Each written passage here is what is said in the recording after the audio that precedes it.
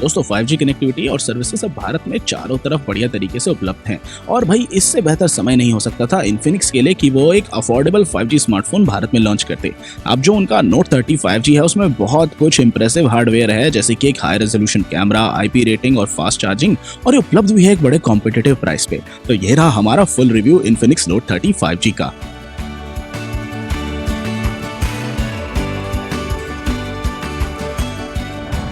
अब भाई ये जो इन्फिनिक्स नोट 30 5G है ये उपलब्ध है दो वेरिएंट्स में।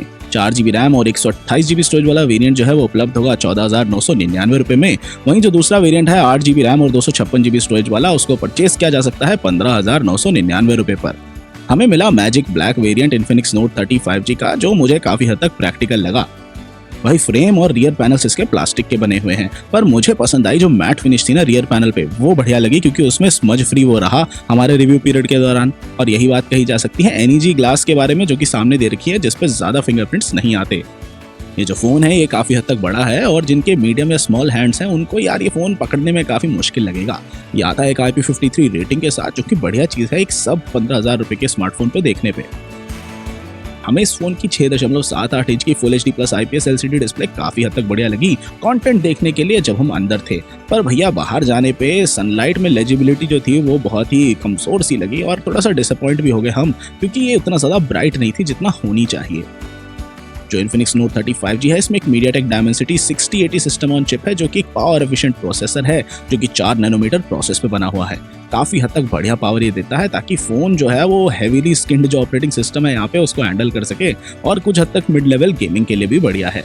हमने ट्राई करी यहाँ पे एस्पर्ट 9 लेजेंड्स और वो परफेक्टली चल रही थी हाई क्वालिटी सेटिंग्स पे। कॉल ऑफ ड्यूटी मोबाइल जो थी वो बस मतलब प्लेएबल थी मैक्सड आउट मीडियम ग्राफिक्स पे और हाई फ्रेम रेट सेटिंग्स पे।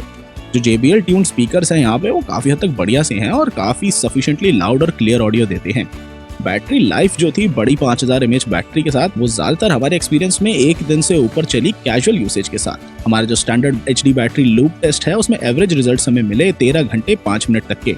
हमने एक्सपेक्ट किया था कि और बेहतर बैटरी लाइफ मिलती नोट 30 5G से, पर वो चीज यहाँ पे नहीं देखने को मिली।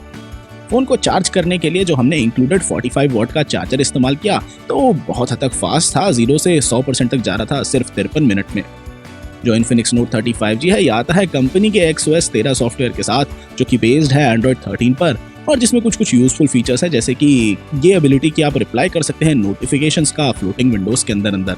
एक नोटिफिकेशन साउंड है यहाँ पे कि जब बैटरी चार्ज करना कंप्लीट कर दे उसके लिए, और बाईपास चार्जिंग भी उपलब्ध है गेमिंग करने के दौरान। और इसके अलावा एक गेम एंटी एडिक्शन मोड भी दे रखा है उन लोगों के लिए जो गेम खेलते वक्त समय का ट्रैक ही भूल जाते हैं। इसी के साथ साथ जो सॉफ्टवेयर है वो यार हेवीली स्किन्ड है और थोड़ा सा लर्निंग कर्व जरूर है, तो एक्सपीरियंस थोड़ा सा मेसी सा लग रहा था। काफी हद तक यहाँ पे ब्लोटवेयर भी है जिसको अनइंस्टॉल नहीं किया जा सकता, और एक काफी ज्यादा थर्ड पार्टी एप्स के साथ प्रीलोडेड भी आता है। अब दोस्तों जो इन्फिनिक्स नोट 30 5G है इसमें एक 108 मेगापिक्सल का प्राइमरी कैमरा है, एक 2 मेगापिक्सल का कैमरा है डेप्थ डेटा को कैप्चर करने के लिए, और एक तीसरा AI कैमरा भी है। सेल्फीज जो हैं वो हैंडल की जाती हैं एक 16 मेगापिक्सल के फ्रंट फेसिंग कैमरा द्वारा। और 3 कैमरास में से सिर्फ जो प्राइमरी कैमरा है वो एक्सेसिबल है ऐप से, और थैंकफुली जो इमेज क्वालिटी थी वो काफी तक बढ़िया थी और शार्प फोटोज आ रहे थे बढ़िया डिटेल्स के साथ। कैमरा में कहीं मैक्रो मोड नहीं है और अलग से कोई मैक्रो कैमरा सेंसर भी नहीं है, पर जो क्लोजअप्स थे ऑब्जेक्ट्स के उनमें बढ़िया डिटेल्स थे और वाइब्रेंट कलर्स थे।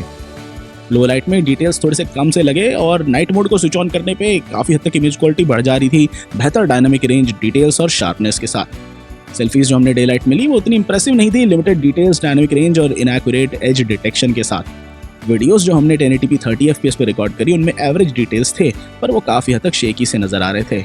अल्ट्रा वीडियो स्टेबलाइजेशन मोड को टर्न ऑन करने पे काफी हद तक बेहतर क्वालिटी मिल रही थी।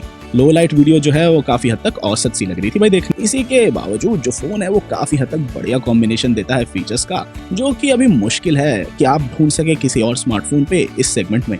तो ये इजी है कि इसको आप रिकमेंड किया जा सकता है, जब तक कि आप विलिंग हैं कि आप एडजस्ट कर सके अपनी जो सॉफ्टवेयर के प्रति अप्रोच है उसको। और ये था हमारा रिव्यू इन्फिनिक्स नोट 30 5G का। आप हमें जरूर बताइए कमेंट सेक्शन में कि आपको वीडियो कैसी लगी, और हर एक चीज टेक के लिए गैजेट 360 हिंदी के साथ जुड़े रहिए।